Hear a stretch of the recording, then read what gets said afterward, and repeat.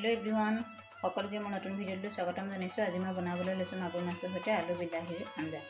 তাৰ কাৰণে মই লৈছোঁ এই বিলাহী পেষ্ট এটা বনাই লৈছোঁ।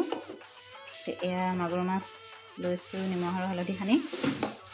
তাৰপিছত এয়া লৈছোঁ হালধি, ৰেড চিলি, জালুক, নিমখ, তেজপাত, নহৰু আৰু পিঁয়াজ এটা কাটি লৈছোঁ। আৰু এয়া হৈছে আলু সিজাই লৈছোঁ আলু। এতিয়া মই কেৰাহীত তেল গৰম কৰি লৈছোঁ জোখমতে তেল দি, আৰু মই মাছখিনি এতিয়া ভালদৰে ভাজি ল'ম।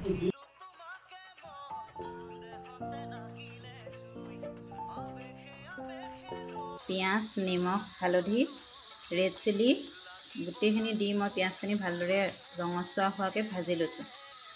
এয়া দেখিছে মোৰ পিঁয়াজখিনি ধুনীয়াকৈ ৰঙচুৱা হৈ গ'ল। এতিয়া মই ইয়াতে পিচি থোৱা বিলাহীখিনি দি দিছোঁ।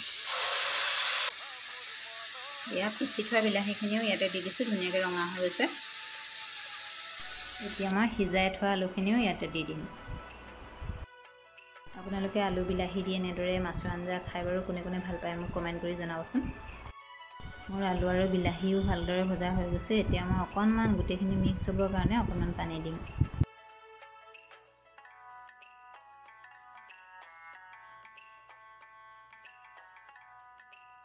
সুন্দৰ ৰং হৈছে তৰকাৰীখনৰ।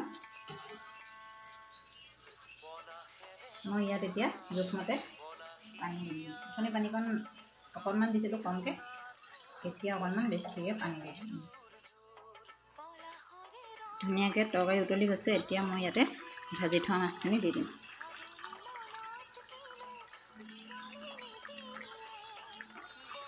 মাছ দিয়াৰ পাছত 3 মিনিট ভালদৰে উতলিবলৈ দিয়াৰ পিছত এয়া আমাৰ তৰকাৰী ইতিমধ্যে ৰেডি হৈ গৈছে।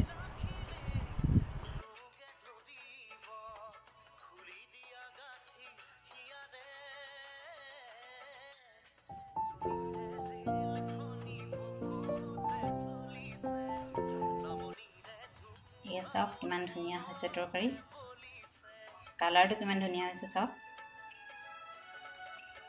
আগন্তুক দিনত এনেকুৱাবিলাক ভিডিঅ' পাই থাকিবলৈ মোৰ চেনেলটো ছাবস্ক্ৰাইব কৰি ৰাখিব। তেন্তে আজিৰ ভিডিঅ'টো ইমানতে সামৰিছোঁ। Bye bye.